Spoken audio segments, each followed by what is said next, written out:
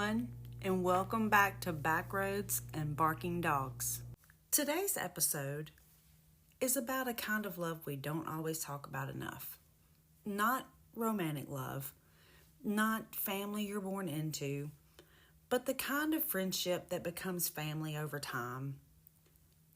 You know, kind of like a soul sister. The kind that lasts decades. The kind where life changes, miles happen, and years pass, and somehow nothing really changes at all. Today I want to talk about my childhood best friend, my soul sister, because after more than 30 years, she's still right there beside me. Some friendships start quietly. You're just kids. You don't realize you're meeting someone who's going to walk beside you through almost every version of your life. You just know you laugh easy together. You understand each other without trying. And somehow through childhood and into adulthood, that connection never faded. Life happened. We grew up. Different seasons came and went, but the friendship stayed steady. And that's a rare kind of gift. The beautiful thing about a lifelong friendship is that there's no pretending. She knew me before life got complicated, before responsibilities, before heartbreak and growth and all the lessons adulthood brings. She knew the original version of me and somehow still loves every version that came after. That kind of friendship becomes an anchor. It's the person who remembers your stories without explanation. The one who can look at you and know exactly what you're thinking. And even after time apart, you pick up right where you left off. Somewhere along the way, our friendship turned into a venture. We started traveling together. Not fancy trips, just real ones. The kind where memories matter more than plans. Like the time we went all the way to Maine to visit our other friend and stay in a yurt on a mountain. And when I say on a mountain, I mean we hiked 2 miles straight up, carrying everything we needed with us. By the time we got to the top, we were exhausted. The kind of tired where your legs feel like jelly and your brain stops making good decisions.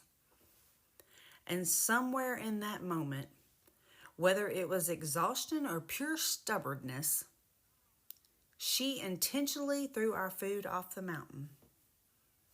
Yes, you heard me right, on purpose. So there we were, sitting at the top of a mountain, sweating, realizing we had just climbed 2 miles up and now had absolutely nothing to eat. Which meant the next day we would be hiking back down hungry. But we were laughing so hard we could barely walk, eating blueberries along the way like survival experts who clearly had no survival plan. And honestly, that's friendship. Not perfect trips, not polished memories, just shared chaos that somehow becomes your favorite story years later. We've wandered through places together that felt almost magical too, like visiting Salem, Massachusetts, walking streets filled with history and mystery, staying in a haunted hotel,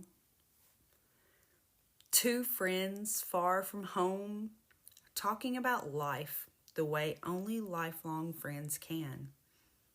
Honest conversations, laughter, and the kind of understanding that doesn't need explaining.